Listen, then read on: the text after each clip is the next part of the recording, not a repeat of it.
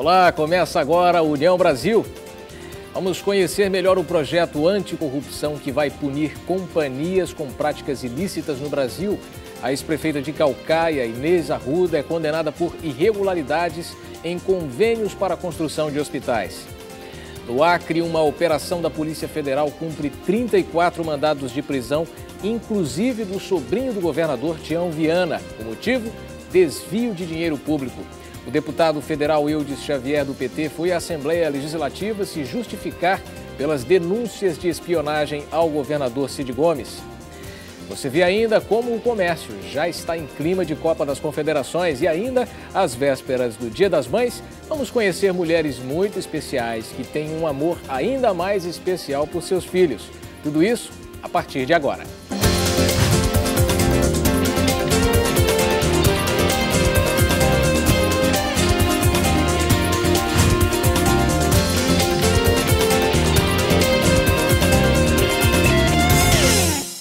Boa noite para você, eu sou Richel Martins.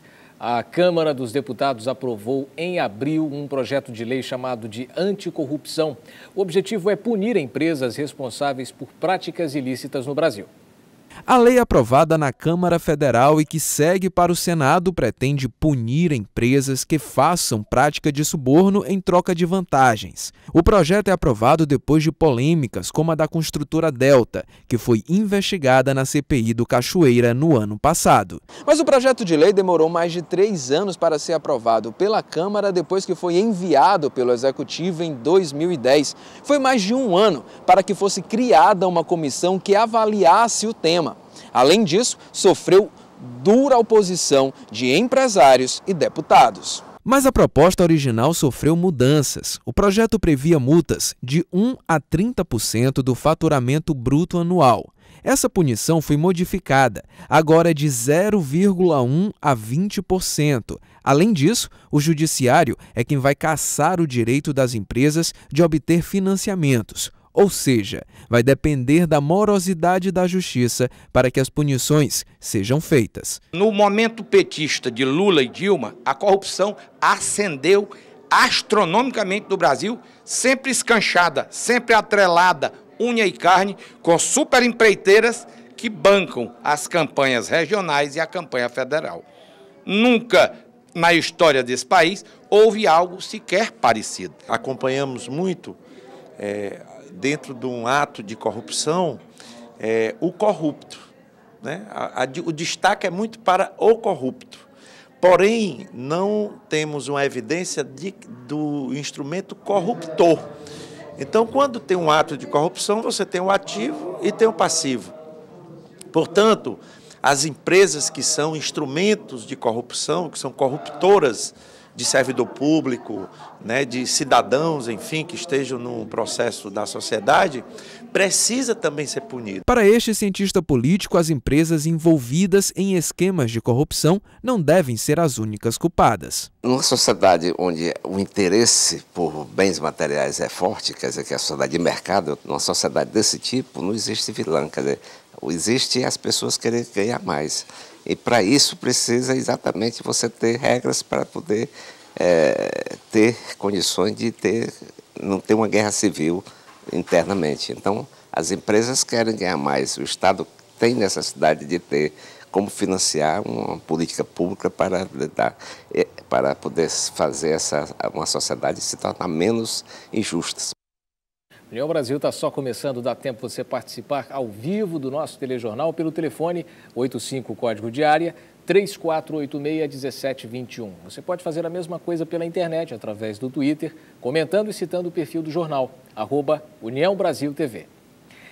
A ex-prefeita de Caucaia, na região metropolitana de Fortaleza, Inês Arruda, do PMDB, foi condenada pela Justiça Federal por irregularidades nas prestações de contas de convênio destinado à construção de unidades hospitalares no município. Pela decisão, ela terá que devolver R$3.400.000 aos cofres públicos, além de ter seus direitos políticos cassados. A ex-prefeita foi condenada por apresentar parcialmente e fora do prazo as prestações de contas do convênio. A condenação, provocada por ação de improbidade administrativa, também se baseou em vistoria do Ministério da Saúde, que verificou a aquisição de materiais a preços superiores aos fixados no plano de trabalho e a execução de apenas 18% da obra. O sistema binário foi aplicado em mais 2 vias de Fortaleza. O objetivo é diminuir os congestionamentos e os acidentes. Desta vez, a mudança foi no bairro Papicu. Os problemas que os motoristas enfrentavam nas ruas Pereira de Miranda e Joaquim Lima, no bairro Papicu, em Fortaleza, eram mais ou menos esses. Havia muita batida aqui nessa parte aqui, naquela outra, e outra coisa, a mão dupla, muito carros aqui, agora ficou excelente, tanto a parte de lá como a de cá. O sistema binário já está sendo aplicado em várias outras vias de Fortaleza. No último dia 8, foram essas 2 ruas que foram modificadas, ficando com apenas um sentido ao invés de via dupla. A Joaquim Lima ficou no sentido oeste-leste, ou seja, centro-praia, e a Pereira de Miranda no sentido leste-oeste, praia-centro. E basicamente, as mudanças são realmente para tentar resolver esses problemas. E já na primeira semana de aplicação do sistema binário, os motoristas que costumavam passar pelas vias estão sentindo a diferença. Que eu venho da Messejana e esse caminho aqui é ideal. Está sendo mais rápido, fluiu o trânsito ali do centro de eventos para aqui para a Praia de Iracema. Agora mesmo eu já estou fazendo a 4ª corrida. Mas os motoristas ainda não se acostumaram. Flagramos motos e carros entrando na contramão. A gente se acostuma, no primeiro dia que é chato, mas a gente vai indo e se acostuma. Já tinha requisição tanto dos moradores quanto dos comerciantes instalados nessas vias. Quase houve uma batida aí, você viu? As lojas de artigos esportivos e decoração temática da cidade estão completamente dentro do clima da Copa das Confederações. As expectativas são muitas, tanto pelos jogos quanto pelas vendas.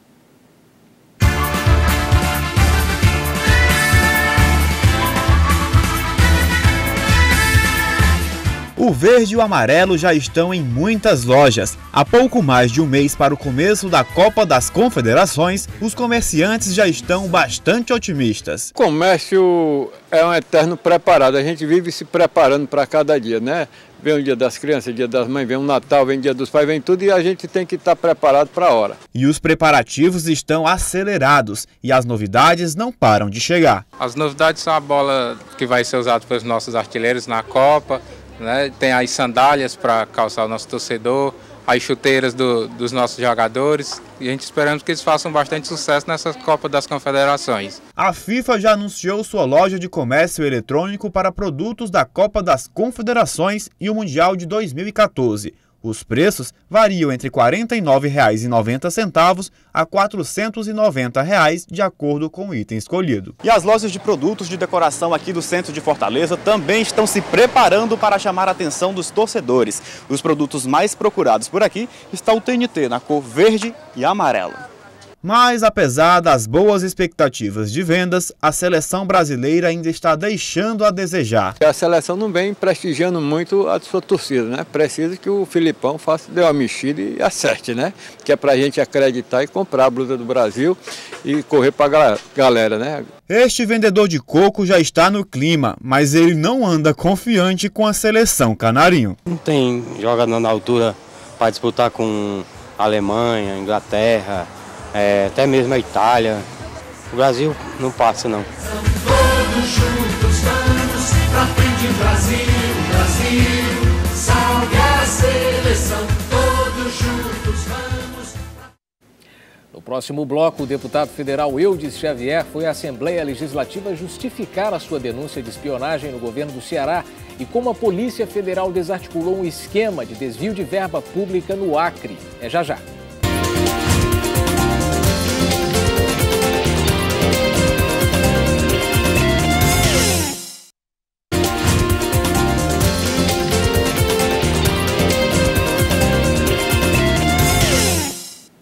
Voltamos. A Polícia Federal prendeu na manhã de hoje, em Rio Branco, capital do Acre, Tiago Viana, diretor de análises clínicas da Secretaria Estadual de Saúde, e também sobrinho do governador Tião Viana. O secretário de Obras de Rio Branco, Volvenar Camargo, o ex-presidente da Federação das Indústrias do Acre, Francisco Salomão, o diretor do Departamento de Pavimentação e Saneamento do Acre, Gildo César, e o secretário estadual de Habitação, Aurélio Cruz. Ao todo, são 34 mandados de prisão, incluindo o nome de empreiteiros, empresários e outros secretários de Estado, além do Narciso Júnior, diretor superintendente da TV O Rio Branco, afiliada do SBT no Acre.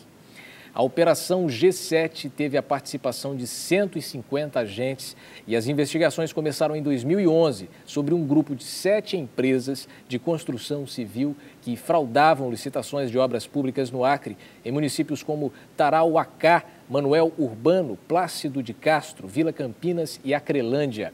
Estima-se que o rombo nos cofres públicos seja de 4 milhões de reais. A concorrência entre as empresas era apenas de fachada e quem não entrasse no esquema era eliminado na primeira fase da licitação. Até uma clínica de exames médicos foi alvo de processo licitatório para desvio de recursos do SUS. Todos os suspeitos responderão por formação de cartel, falsidade ideológica, corrupção ativa e passiva, formação de quadrilha, fraude à licitação e desvio de recursos públicos. O governador do Acre, Tião Viana, do PT, emitiu nota em que presta, abre aspas, irrestrito apoio a toda e qualquer ação da Polícia Judiciária ao combate de ilicitudes de natureza funcional e material. Viana disse que seu governo é absolutamente transparente no exercício de suas funções e intransigente na defesa dos valores morais da função pública e pessoal. O deputado federal Eudes Xavier, do PT do Ceará, foi hoje à Assembleia Legislativa do Estado para esclarecer a denúncia sobre espionagem no governo Cid Gomes. Veja aí. O deputado federal Eudes Xavier, do PT do Ceará, chegou por volta das 10 horas da manhã à Assembleia Legislativa. Antes de entrar no plenário 13 de maio, o discurso do parlamentar era incisivo. Eu quero hoje primeiro apresentar a minha vida, que foi achincalhada pelo governador. Ele não me conhece. O governador não conhece um trabalhador ainda no parlamento, ele vai conhecer hoje. Segundo, eu quero que ele prove, eu pedi para ser investigado o que eu recebi. Portanto, ele vai provar a inocência dele na Polícia Federal, no Ministério Público Federal e na Procuradoria Regional da República. A denúncia de espionagem no governo do estado envolveu diretamente o governador do Ceará, Cid Gomes, e o ex-prefeito de Maracanaú, cidade da região metropolitana de Fortaleza, Roberto Pessoa, do PR. O deputado Eudes ligou para mim e eu convidei o doutor Lúcio para ir a Brasília porque ele tinha recebido no gabinete as cópias desses e-mails e me perguntou se era verdadeiro. Eu digo, eu não sou da polícia para saber se é verdadeiro. Agora, o teor é muito grave. O teor são gravíssimos, né? Partindo da autoridade maior do Estado e de seus secretários, naturalmente é muito grave. Então aí o Eudes achou por bem fazer o pronunciamento na Câmara dos Deputados, no dia 4 de abril, e aí começou toda esta questão que o Ceará quer saber a verdade. Na tribuna da casa, o deputado federal Eudes Xavier se ateve a defender a sua honra, a falar sobre sua trajetória política e a rebater críticas do governador do Ceará, Cid Gomes, e do líder do governo, Sarto Nogueira. Porém, nada de esclarecimentos sobre a denúncia. Ele, em momento algum, expôs documento forte, fartamente verídico, nessa ambiência de todos nós, no eito dessa democracia que essa Assembleia tem ao convidá-lo. Seja uma visita esclarecedora. Existe crime de araponga no nosso Estado? Existe a escuta? De que forma esses documentos foram parar em suas mãos? Depois das críticas dos parlamentares, finalmente o deputado federal começou a falar sobre os e-mails que supostamente foram hackeados. Assunto última forma, data 21 de março de 2013, meio-dia 15. Boa tarde, doutor Ciro. Aquela turma que estamos aguardando não vai mais chegar no dia 28, e sim dia 29. Fizeram contato informando um atraso na entrega dos equipamentos que vão utilizar. O segundo e-mail diz assim: de Cid Gomes para Francisco José Bezerra Rodrigues. Nos próximos dias, o Ciro deve lhe procurar para pedir algumas orientações.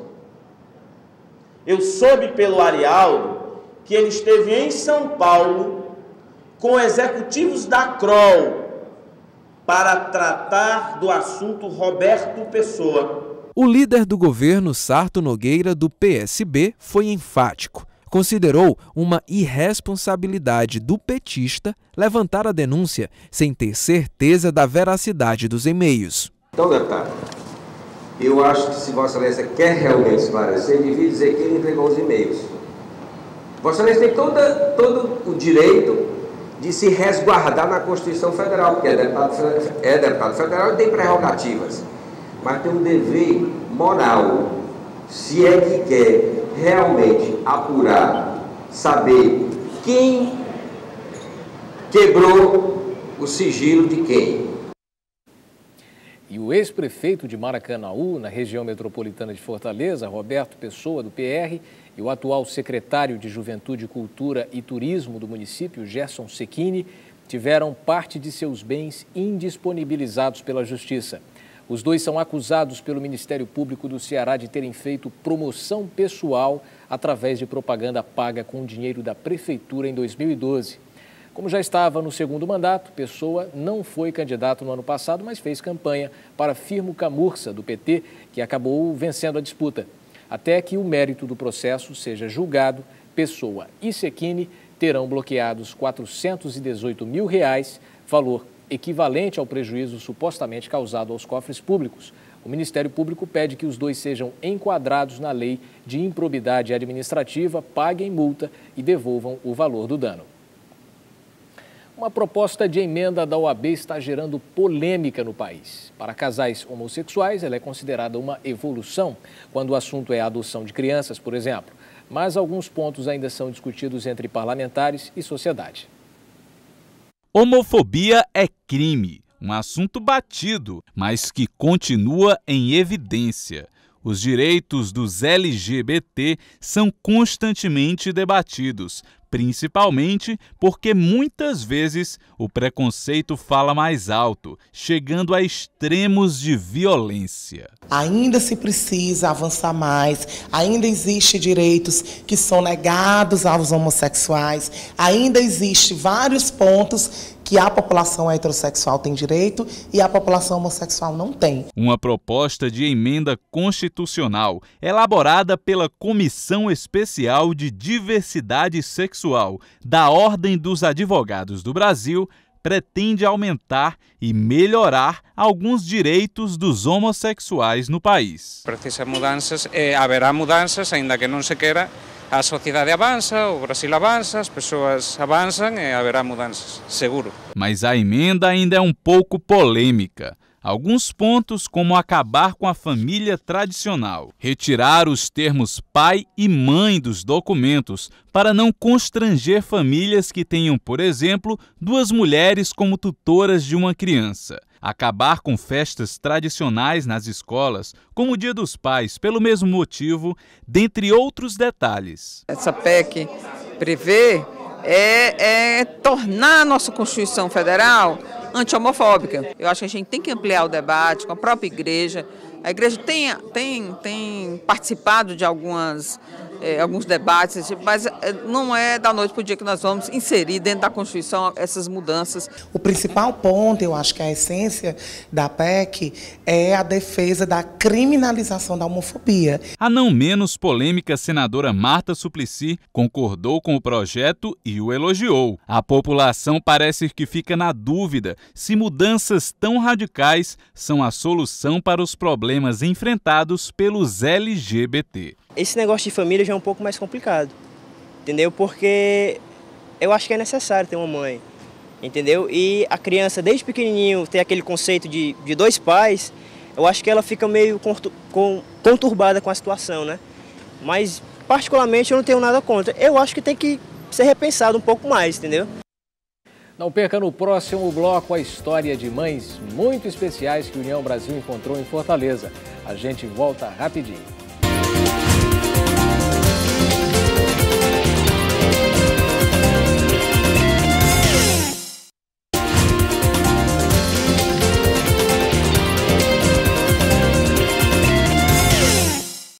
Vamos com a União Brasil.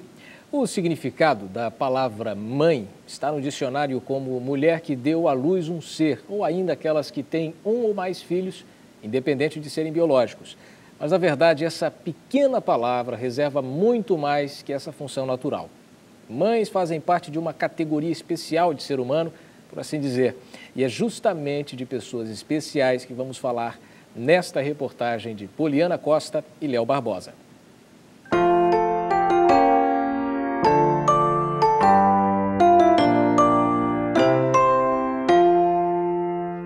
Eu ia deixar ele no hospital. Porque a senhora teve aquele preconceito inicial. Com certeza, mas agora eu não tenho. Uma declaração sincera de uma mãe que aprendeu a amar as diferenças. Dona Aldenisa tem 4 filhos, mas antes do nascimento de Davi, que está com quase 3 anos de idade, ela nunca tinha sentido algo tão especial. Ai, Lincina, é tudo de bom, tudo de bom. Tudo que o Davi faz é maravilhoso para mim na minha vida. Quem já teve a oportunidade de conviver com uma criança com algum tipo de deficiência sabe exatamente do que essa mãe está falando. A experiência que faz dessas mulheres pessoas mais do que especiais. Márcia tem 2 filhos, Pedro, de 18 anos, e Rafael, de 6. Ser mãe é dedicação, é amor, é o retorno deles, é o dia a dia, é cuidar e acompanhar. É bom demais poder acompanhar o dia a dia deles. É difícil, claro, como eu te falei, mas é bom demais curtir, acompanhar o desenvolvimento. É muito bom. Cada progresso deles, pra gente, é um progresso também, é uma felicidade. O primeiro passo é sempre a aceitação. Depois vem a dedicação. Se não exclusiva, quase isso. Os momentos mais difíceis são as crises que se apresentam, que também os neurotípicos, as pessoas que não são autistas apresentam, né? Para mim, assim, a maior satisfação é quando ele está bem, né? A gente entende que tem que ser forte, né, para ajudar esses filhos. Do mesmo jeito que a gente amou, amo esse daqui, né? Também planejei para ajudar também Josué, para ter a casa feliz. E a gente tem que ser forte. Neste prédio funcionava a ABCR, Associação Beneficente Cearense de Reabilitação, que atendeu por mais de 40 anos as famílias especiais. Mas a associação faliu e, a partir da necessidade das mães que se tornaram órfãs de atendimento, nasceu há 3 anos o CAESP, Centro de Atendimento Educacional Especializado. O centro atende hoje a quase 200 famílias. Foi Leonice, mãe de um autista, que resolveu arregaçar as mangas e lutar pelo funcionamento. Sempre com um sorriso no rosto, a presidente conta de onde vem a força e a alegria. Cada filho é uma caixinha de surpresa e a gente tem como mãe, temos que dar atenção a todos, né? Os especiais e os que não têm especial problema, né? Então, assim, nós mães temos que ter força para dar conta de tudo e de todos. Para esta especialista é preciso mais apoio, pois sobre essas mães há muita sobrecarga de funções. No Dia das Mães eu acho que é o momento de nós refletirmos sobre isso. Não é de pensar como a mãe é tão boa, como a mãe tem que se sobrecarregar, eu acho que não. É o momento de nós pensarmos que está na hora da sociedade ver que o filho não é só da mãe. Por isso que quando se insulta alguém, se diz ser o filho da mãe, é um xingamento. Desafios à parte, para essas heroínas, todo o carinho dado aos filhos vem em dobro. Você lembra do Rafael? Então, ele já sabe exatamente o que vai dar para a mamãe no próximo domingo. É o chocolate. É segredo, Rafael. Chocolate.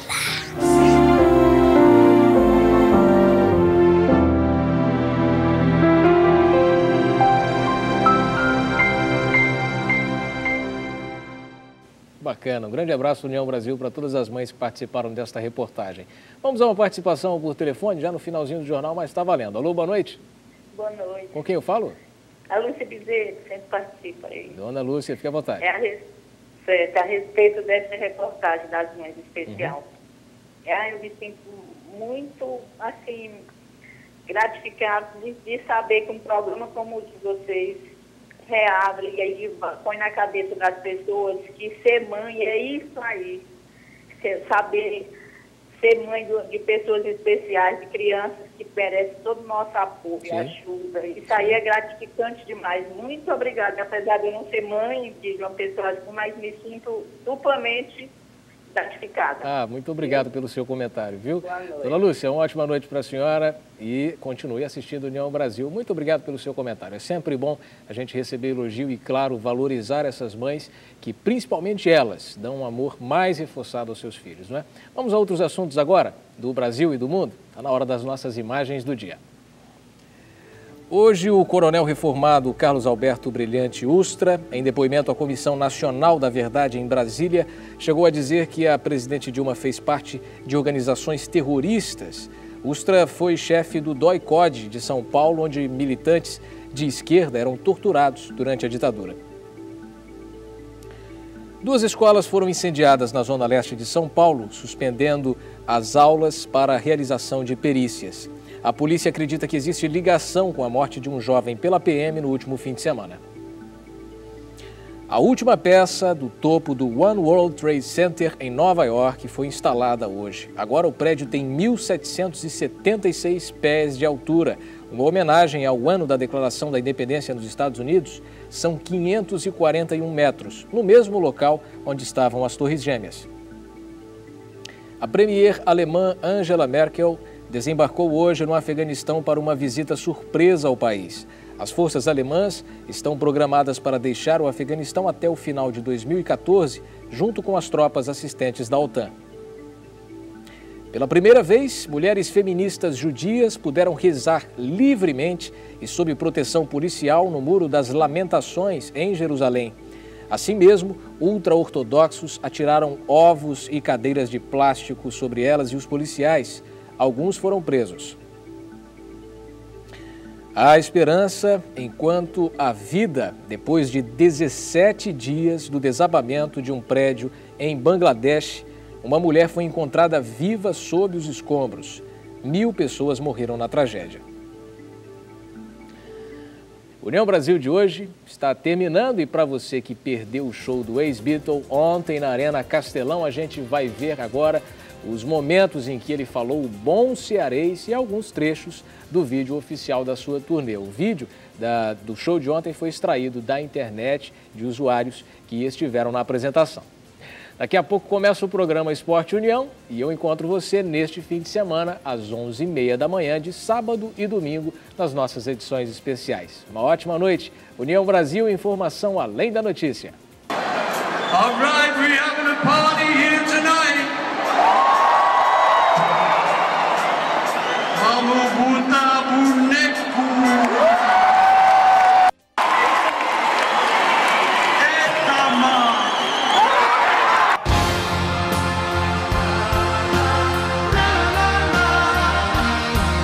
The truth is, you know, if it's like a big crowd like that and they all singing my song, it's a great feeling.